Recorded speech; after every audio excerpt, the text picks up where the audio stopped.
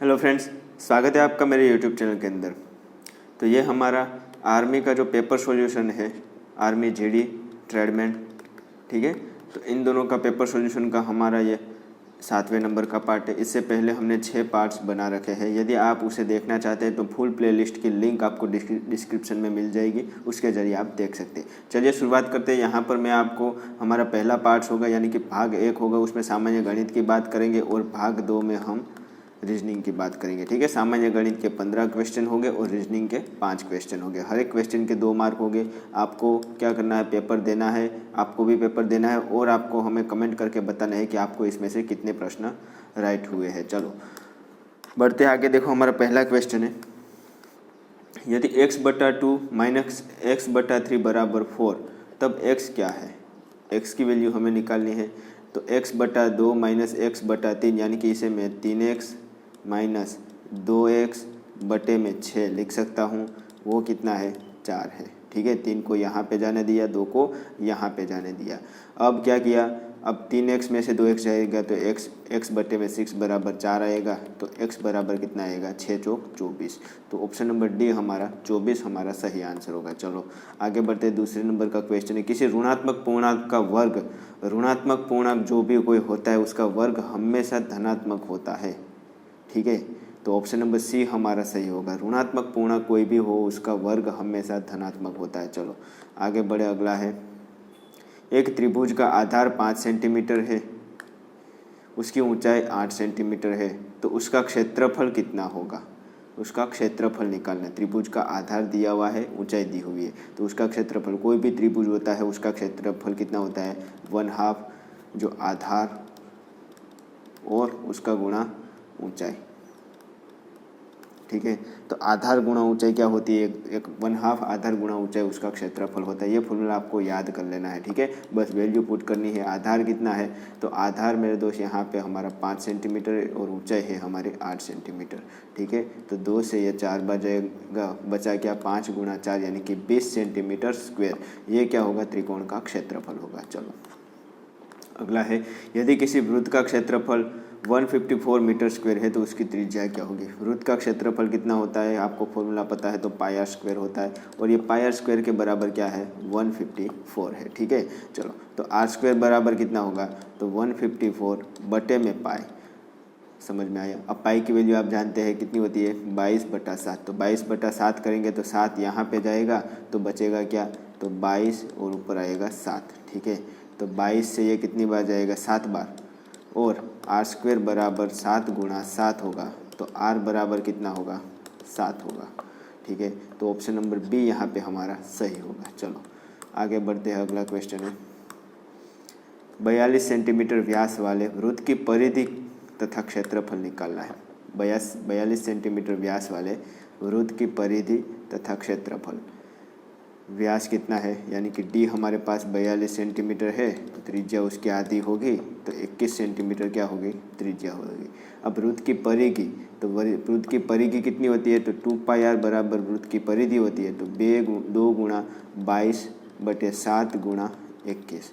तो 7 से 3 बार जाएगा, और 3 दूनी 6 और 6 दूनी 12, 1 6 दूनी 12 और 13, तो 132 जो है वो क्या होगी, 132 सेंटीमीटर उसकी परिधि होगी, और उसका क्षेत्रफल निकालना है।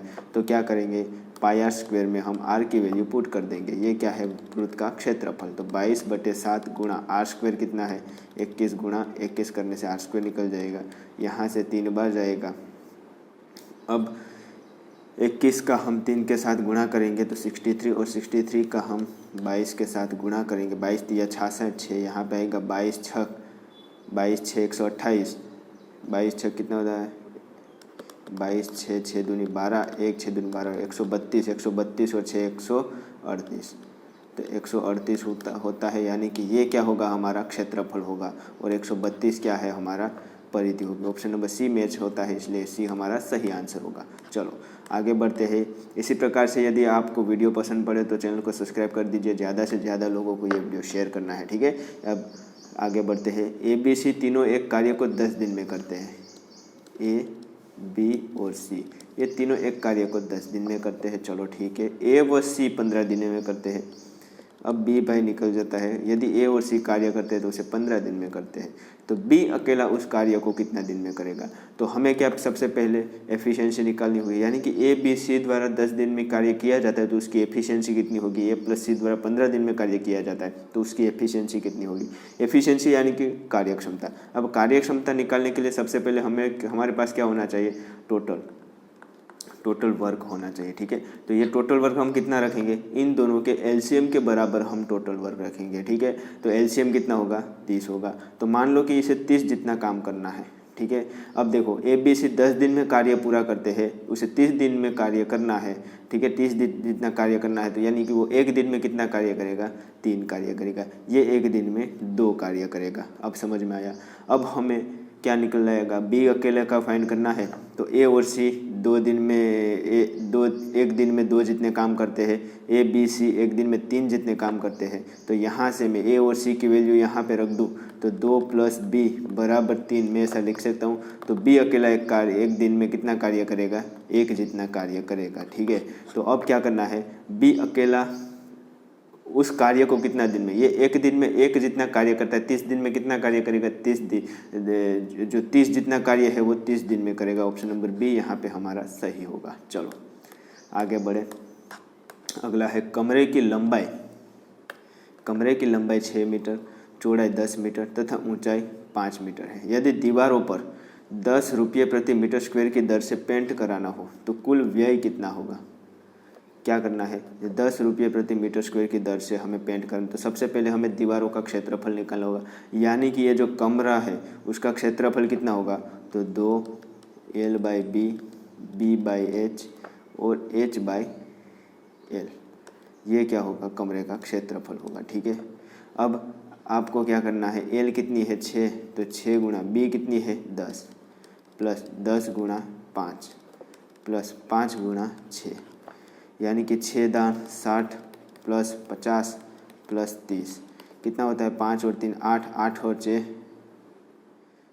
14 और 14 दूनी 28, 280 सेंटीमीटर स्क्वायर क्या होगा, ये जो कमरे की दीवार है उसकी टोटल क्षेत्रफल होगा। सॉरी, यहाँ पे सभी मीटर में है तो मीटर स्क्वायर होगा, 280 मीटर स्क्वायर उसका क्षेत्रफल होगा। अब हमें 10 रुपये प्रति मीटर स्क्वायर की दर से पेंट कराना है।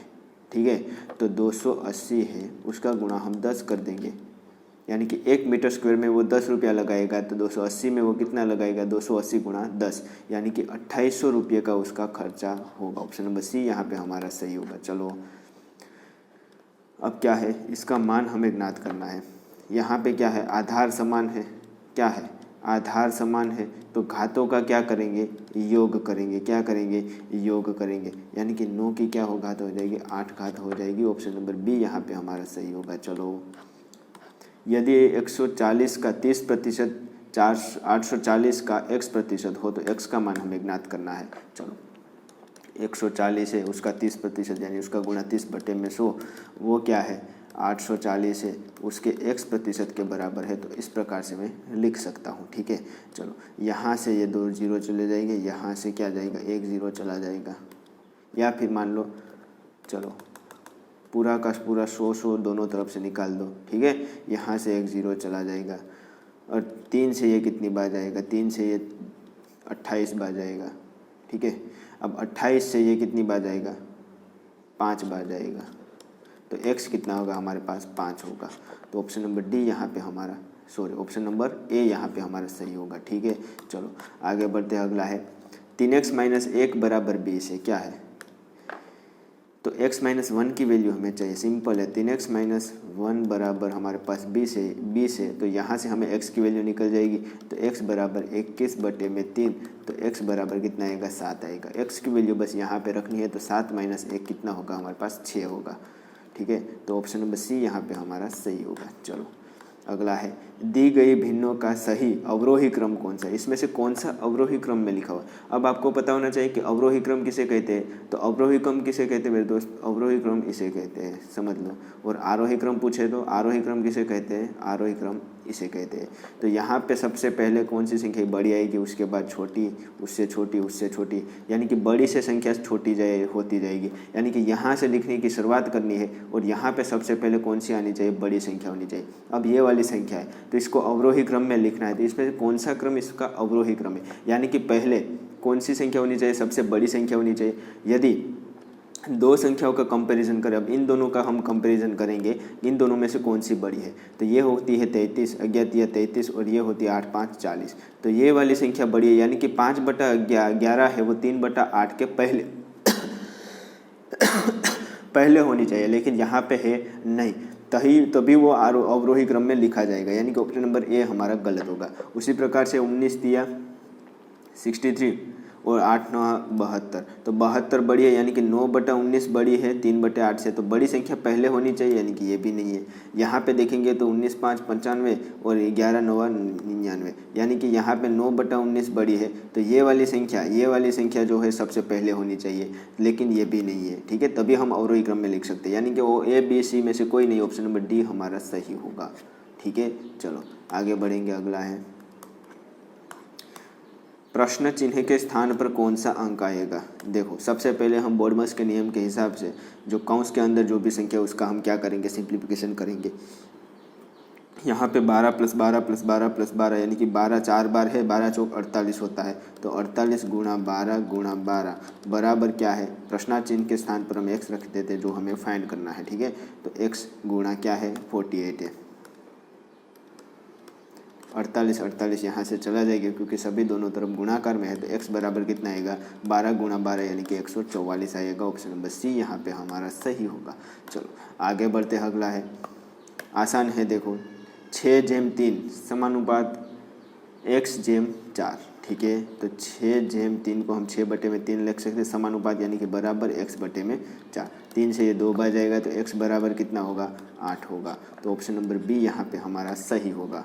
चलो आगे बढ़ते हैं। अगला है x और y का महत्तम समवर्तक और लघुत्तम समापवर्तक है वो 3 और 105 है। यदि x + y बराबर 36 है तो 1/x + 1/y का मूल्य ज्ञात करना है। थोड़ा सा टफ है, ठीक है, लेकिन मेरे दोस्त इजी भी है। कैसे आप इसे इजी भी बना सकते हो, आपको एक फॉर्मूला पता होना चाहिए। यदि आपने एलसीएम और एचसीएफ पढ़ा होगा तो उसमें एक फॉर्मूला आता है, एलसीएम उसका गुणा यदि हम एचसीएफ से करें, एलसीएम यानी कि लघुत्तम समापवर्तक, एचसीएफ यानी कि महत्तम समापवर्तक, इन दोनों का गुणा करें तो हमें क्या मिलता है, वो संख्या है, मान लो कि वो x और y है तो x गुणा y मिलता है। ठीक है, चलो अब यहाँ पे क्या दिया हुआ है, x + y बराबर 36 है, तो मैं दोनों तरफ एक्स वाई से क्या करूँगा, डिवाइड कर दूंगा, तो ये 1/y + 1/x मिल जाएगा और वो 36/xy होगा। ठीक है, दोनों तरफ हमने एक्स वाई से डिवाइड करेंगे तो यहाँ पर भी एक्स वाई आएगा, यहाँ पर भी एक्स वाई आएगा, x से x चला जाएगा, बचेगा क्या, 1/y। तो अब यहाँ से हमें 1/x + 1/y मिल जाएगा और वो कितना होता है, 36/xy के बराबर होगा। तो अब हमें क्या चाहिए, एक्स वाई की वैल्यू चाहिए और एक्स वाई की वैल्यू यहाँ से मिल जाएगी। यहाँ से एक्स वाई की वैल्यू के लिए कैसे मिलेगी, तो हमें एलसीएम और एचसीएफ का गुणा करना है। तो यहाँ से हमें एक्स वाई बराबर कितना होगा, 3 × 105, यानी कि 5 × 15, 1 और 315 उसका क्या होगा, एक्स वाई का गुणा होगा। अब क्या करना है, सिंपली 36 के बटे में 315। ठीक है, 315 को हम 3 × 105 लिख सकते हैं। 3 से ये 1 बार 12 बार जाएगा, अब आपको फिर से 3 से ये 4 बार जाएगा, 3 × 9 3 5 15, यानी कि 4 के बटे में 35 आपका आंसर होगा। किसके बराबर होगा, तो 1/x + 1/y के बराबर होगा। ठीक है, चलो तो ऑप्शन नंबर ए यहाँ पे हमारा सही होगा। कुछ नहीं करना, सिर्फ वैल्यू पुटिंग करनी है और थोड़ा बहुत दिमाग लगाना है। यदि एक मशीन 420 बोतल 3 घंटे में भरती है तब 5 घंटे में कितनी बोतल भरेगी। मेरे दोस्त यहाँ पे देखो, आपको फॉर्मूला कौन सा लगाना है, m1d1/w1 बराबर m2d2/w2। अब यहाँ पे एक मशीन है, वो एक मशीन के द्वारा यदि 420 बोतल को 3 घंटे में, तब उसी मशीन के द्वारा 5 घंटे में कितनी बोतल भरी जाएगी। यानी कि मशीन समान है, यानी कि जो कोई भी चीज़ जो कार्य कर रही है उसकी संख्या समान है, यानी कि m1 मान लो कि वो चीज़ है जो कार्य कर रही है, तो m1 और m2 समान है, यानी कि ये दोनों चला जाएगा, बचेगा क्या, d1/w1। d1 क्या है, 3 घंटे में, d1 हमारा समय है, तो d1 हमारे 3 घंटे में भरता है, तो w1 क्या है, कितना भरता है, वो 420 बोतल भरता है। उसी कार्य को जब वो d2 D2 हमें क्या दिया हुआ है 5 घंटे में, वो कितना करेगा, यानी कि W2 हमें फाइंड करना है। कार्य कितना करेगा, कितने बोतल भरने का कार्य करेगा, वो हमें फाइंड करना है। बस W2 को यहाँ पे जाने देंगे और 5 गुणा 420/3, 3 से ये एक बार, 3 चौक 12 और 0 आएगा, 15 चौक 60, यानी कि 600। W2 कितना आएगा हमारा 600 आएगा। ठीक है, कैसे, सॉरी 700 आएगा, 14 5 70 था, तो 700 हमारा आएगा, ऑप्शन नंबर सी हमारा 700 आएगा। ठीक है, चलो आगे बढ़ते हैं। अगला है, तो यहाँ पे हमारे 15 क्वेश्चन मैथमेटिक्स के समाप्त हो गए। अब हमारा ये दूसरा भाग है जहाँ पर हम रीजनिंग के प्रश्नों की बात करेंगे। ठीक है, 5 प्रश्न रीजनिंग के होंगे, एक क्वेश्चन के 10 मार्क। निम्नलिखित में से कौन सी सही नहीं है, कौन सी सही नहीं है ये आपको बताना है। तो 9 8 और 529, तो 9 है वो 3 का वर्ग, ये 2 का घन, और ये क्या है 9 का, यहाँ पे 9 का घन होना चाहिए। ठीक है, यहाँ पे देखते हैं, देखो ये 3 का वर्ग है, ये 3 का घन है, ये 3 की 4 घात है, ये 3 की 1 घात, 3 की 2 घात, 3 की 3 घात है, ये क्या है 6, 3 तिया 9 तिया 27, इसे भी इस प्रकार से भी कर सकते हो, 3 तिया 9 तिया 27, 6 तिया 18, 18 तिया 54, यानी कि ये दोनों भी सही है। 9 तिया 27, 27 तिया 81, तो यहाँ पे 9 से 8 किस प्रकार से है, अब 8 से 529 किस प्रकार से है, ये हमें यहाँ पर गलत लग रहा है, यानी कि ऑप्शन नंबर ए कौन सा है, सही नहीं है, ऑप्शन नंबर ए हमारा गलत है, तो ये हमारा आंसर होगा। चलो आगे बढ़ते हैं। 54 43 34 और इसके रिक्त स्थान में कौन सी संख्या होगी। देखो यहाँ पे संख्या कम हो रही है, यानी कि इन दोनों का डिफरेंस कितना है ये हमें निकालना है पहले। तो इन दोनों का डिफरेंस 11 का है। अब इन दोनों का डिफरेंस कितने का है, तो इन दोनों का डिफरेंस 9 का है। ठीक है, फिर यहाँ पे जो डिफरेंस है वो कितने का है, तो 19 और 6, 19 और 4 का है, सॉरी 3 का है। ठीक है, और यहाँ पे जो डिफरेंस है वो कितने का है, 1 का है, यानी कि 1 और 2 3, 3 और 2 कितना होगा, यहाँ पे जो डिफरेंस होगा वो कितने होगा, 3 और 2 5 का होगा, 5 और 2 7 का होगा। ठीक है, यानी कि 34 में से हम 7 घटाएंगे, 34 में हम क्या घटाएंगे, 7 घटाएंगे, तो कितना आएगा, तो 34 में से 7 घटाएंगे तो हमारे पास 27 इसका आंसर होगा। तो यहाँ पे क्या होगा 27। ठीक है, अब 27 में से 5 घटाएंगे तो 22 होना चाहिए, और वो हो रहा है, यानी कि 27, ऑप्शन नंबर बी यहाँ पे हमारा सही होगा। ठीक है, चलो आगे बढ़ते हैं। अगला है, यदि मार्च वर्ष में संबंधित है तो गर्मी किससे संबंधित है। आपको पता है जो मार्च है, मार्च क्या है, एक महीना है, महीने को जोड़कर क्या बनाया जाता है, वर्ष बनाया जाता है। तो गर्मी क्या है, एक ऋतु से संबंधित है, गर्मी एक मौसम से संबंधित है, तो वो क्या है, तो और उस मौसम को जोड़कर हम ऋतु बना सकते हैं। ऑप्शन नंबर डी यहाँ पे हमारा सही होगा। चलो आगे बढ़ते हैं। 1250 250 50 और 10, फिर क्या होगा, 1250 250 50 10, 10 5 50, 50 5 250, 250 5 1250, तो यहाँ पर 5 से डिवाइड कर देंगे तो 2 आएगी संख्या, 2 5 10, 10 5 50। ठीक है, तो ऑप्शन नंबर डी यहाँ पे हमारा सही होगा। चलो आगे बढ़ते हैं। अगला क्वेश्चन है, राम एक फ़ोटो की ओर इशारा करते हुए कहता है कि, राम क्या कहता है कि वो फ़ोटो वाला है वो मेरे भाई का, यानी कि वो जो है राम, उसके भाई, उसका क्या है, राम के भाई के पिता की, उसके कोई पिता हो गए, कि एक लौटी पुत्री, अब उसकी एक पुत्री होगी। ठीक है, ये तीनों की क्या हो, ये दोनों की बहन होगी वो पुत्री, उसका बेटा है, उसका क्या है, बेटा है। तो राम के साथ, यानी कि ये जो फोटो वाला है ना वो, तो राम के साथ उस फोटो के शख्स से संबंध क्या है, फोटो में जो शख्स है उसका संबंध क्या है, यानी कि उस ये जो फोटो वाला व्यक्ति है उसको ये राम क्या होता है, तो उसकी मम्मी का भाई क्या होता है, हमेशा मामा। ऑप्शन नंबर बी यहाँ पे हमारा सही होगा। चलो तो यहाँ पे सभी 5 क्वेश्चन भी हमने समाप्त कर लिए, 15 क्वेश्चन भी हमने समाप्त कर दिए, ठीक है। यानी कि 20 क्वेश्चन का हमने सॉल्यूशन किया। आपको भी बताना है कि आपको इसमें से कितने सही हुए हैं, ठीक है। याद दी कि मेरे तरफ से कुछ भी गलती हुई तो आप हमें कमेंट करके बता सकते हो, और वीडियो अच्छा लगे तो वीडियो को शेयर कीजिए और ज़्यादा से ज़्यादा लोगों को ये वीडियो शेयर कीजिए और चैनल को सब्सक्राइब कर दीजिए। यहाँ पे इंडियन आर्मी के अलावा मेरे दोस्त SSC GD वाले जो भी बच्चे हैं जो प्रिपरेशन कर रहे हैं अपकमिंग 2022-23 में जो भर्ती आने वाले हैं उसके लिए जो प्रिपरेशन कर रहे हैं उसके लिए तो प्रीवियस ईयर के जितने भी क्वेश्चन पेपर है उसका भी मैं सॉल्यूशन करा रहा हूँ, जहाँ पर आपको रीजनिंग और मैथमेटिक्स के प्रीवियस ईयर क्वेश्चन पेपर के सॉल्यूशन में करा रहा हूँ। उसकी भी एक सीरीज स्टार्ट हो चुकी है, ठीक है। यदि आप देखना चाहते हैं तो हमारे वीडियो की जो लिंक होगी वहाँ पर से आप देख सकते हो। चलो मिलते हैं अगले लेक्चर में, तब तक जय हिंद जय भारत।